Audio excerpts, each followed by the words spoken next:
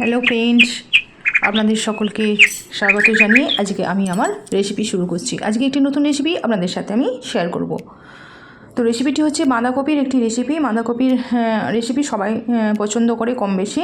তো এই সময় বাঁধাকপি পাওয়া যাচ্ছে, বর্ষাকালেও পাওয়া যায়।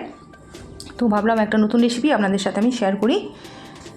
তো এই রেসিপিটির জন্য ফার্স্টে নিয়েছি আমি একটা বড় বাঁধাকপি, বাজার থেকে নিয়ে এসেছি। দেখতে পাচ্ছেন গোটা বাঁধাকপি। এই ওপরের যে পাতাগুলো আছে ওইগুলো কিন্তু আমি নেব না। ওপরের পাতাগুলো শক্ত পাতা, ওগুলো পাকা পাতা, ওগুলো ফেলে দেবো। তারপর বাঁধাকপি ভালো করে কেটে ধুয়ে নিয়েছি, কুচি কুচি করে কেটে নিয়েছি। আর নিয়েছি দুটো টমেটো, আর আলু নিয়েছি দুটো, আর মসুর ডাল নিয়েছি। এই মসুর ডাল দিয়ে বাঁধাকপির একটা অজানা রেসিপি আমি আপনাদের বানিয়ে দেখাবো। তো তারপর আমি গ্যাস উনানে একটা কড়াইয়ে জল বসিয়ে দিয়েছি। জলটায় আমি নুন দিয়ে দিলাম 1 চামচ। তারপর জলটা বেশ ভালো করে গরম করে নিলাম। নেওয়ার পর আমি কেটে রাখা আলু এবং বাঁধাকপি কুচি কুচি করে কেটে নিয়েছি, সেগুলো সব দিয়ে দিলাম। ভালো করে একটু ভাপিয়ে নিচ্ছি। এটা হাই ফ্লেমে আমি 10 মিনিট ভাপিয়ে নিচ্ছি, কেননা বর্ষাকালের বাঁধাকপি বুঝতেই পারছেন, একটু ভাপিয়ে নেওয়া ভালো। শীতকালের বাঁধাকপি আলাদা রকম টেস্ট হয়, এখন বর্ষাকালের বাঁধাকপি আলাদা রকম টেস্ট। তো একটু ভাপিয়ে নিলাম। নেওয়ার পর একটা ঝুড়িতে আমি ছেঁকে নিলাম জলটা। আলু আর বাঁধাকপিটা খুব ভালোভাবে ভাপানো হয়ে গেছে। জলটা ছেঁকে নেওয়ার পর এদিকে আমি মসুর ডালটা আমি বেটে নিচ্ছি। মিক্সিতে আমি মসুর ডালটা বেটে নিচ্ছি।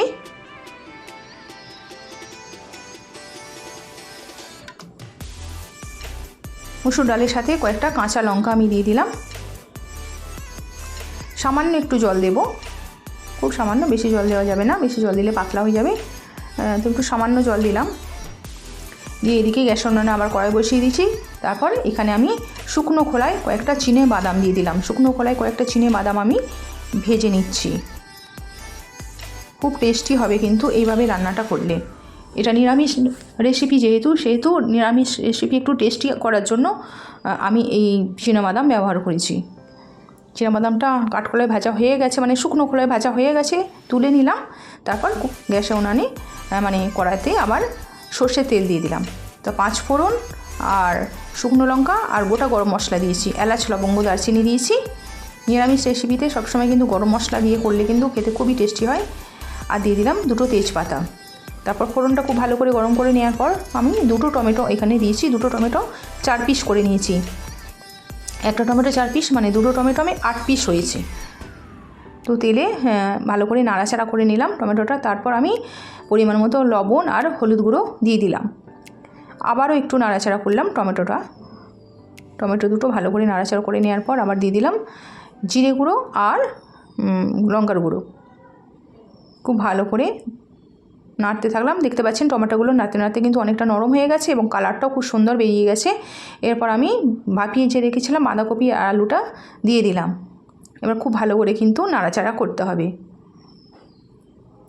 এইখানে কিন্তু খুব ভালো করে কষতে হবে। এই কষার কাছেই কিন্তু রান্না, যত বেশি ভালো করে কষা যাবে তত কিন্তু রান্নার টেস্ট আসে। এরপর আমি আদা বাটা দিয়ে দিলাম। এই আদা বাটা দিয়েছি, আদা লালচে লালচে লাগছে। আদার সাথে আমি একটু শুকনো লঙ্কা বেটে দিয়েছিলাম। যখন আদা বাটা দিয়েছি, মানে আদাটা বাটছিলাম, তখন এই শুকনো লঙ্কা আমি বেটে দিয়েছি, সেই জন্য আদাটা একটু লালচে লালচে লাগছে। খুব ভালো করে আমি কষে নিচ্ছি সমস্ত মশলার সাথে।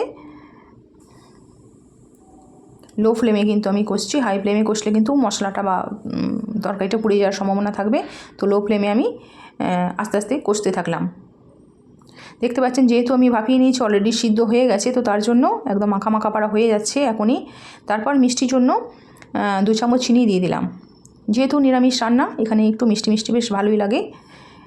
এটা কিন্তু ভাত বা রুটি, পরোটা সবার সাথেই কিন্তু এই রেসিপিটি, মানে এই বাঁধাকপির রেসিপিটি খাওয়া যায়। তারপর আমি যে মুসুর ডালটা বেটে রেখেছিলাম সেইটা আমি দিয়ে দিলাম। সবটা দিইনি, সবটা আমার লাগবে না, 4 চামচ মতো দিয়ে দিলাম। তারপর এই মসুর ডালটা দিয়ে কিন্তু নাড়াচাড়া করতে হবে। এইখানেই কিন্তু ভালো করে খুব কষতে হবে, তা নাহলে কিন্তু মসুর ডালের একটা ব্যবসায়িক গন্ধ থেকে যাবে। বেশ কিছুক্ষণ কিন্তু এটা নাড়াচাড়া করতে হবে, আর কন্টিনিউ কিন্তু নাড়তে হবে। নাড়া বন্ধ করলে তলায় লেগে যাওয়ার কিন্তু সম্ভাবনা থাকে। তো নাড়া বন্ধ করলে চলবে না, সেই জন্য। তারপর চিনি বাদামটা যেটা আমি ভেজে রেখেছিলাম সেটা ভালো করে হাতে করে গুঁড়িয়ে নিয়েছি এবং ওপরে যতটা সম্ভব আমি খোসাটা ছাড়িয়ে নিয়েছি। সব খোসাটা ছাড়িয়ে নিয়ে দেখতে পাচ্ছেন অল্প অল্প অল্প হালকা হালকা খোসা রয়ে গেছে, এতে অসুবিধা কিছু হবে না, কিন্তু বেশিরভাগ খোসাটাই কিন্তু আমি ছাড়িয়ে নিয়েছিলাম। তারপরে যখন দেখলাম কষতে কষতে অনেকটা জমে এসেছে, মানে অনেকটা থকথক হয়ে গেছে, খুন্তি নাড়া যাচ্ছে না, তখন ওই যে মিক্সি বাটিটা আমি মসুর ডাল মেটেছিলাম ওই বাটিটা ধুয়ে একটু জল দিয়ে দিলাম। তারপর সবশেষে আমি কাওয়া ঘি আর গরম মশলা দেবো। গরম মশলা আমি দিয়ে দিলাম আর 1 চামচ কাওয়া ঘি দিচ্ছি। এটা কিন্তু অতি অবশ্যই দিতে হবে। বন্ধুরা, আমার চ্যানেলটিকে যদি ভালো লেগে থাকে এবং আমার রেসিপিটি যদি ভালো লেগে থাকে তাহলে আমার পাশে থাকবেন, অবশ্যই সাবস্ক্রাইব করবেন এবং শেয়ার করে দেবেন, লাইক কমেন্ট করতে যেন ভুলবেন না। একবার ঢাকা দিয়ে রেখেছিলাম, 5 মিনিট ঢাকা দিয়ে রেখেছিলাম। ঢাকা দিয়ে রাখার পর আমি এবার প্লেটে তুলছি পরিবেশন করব বলে।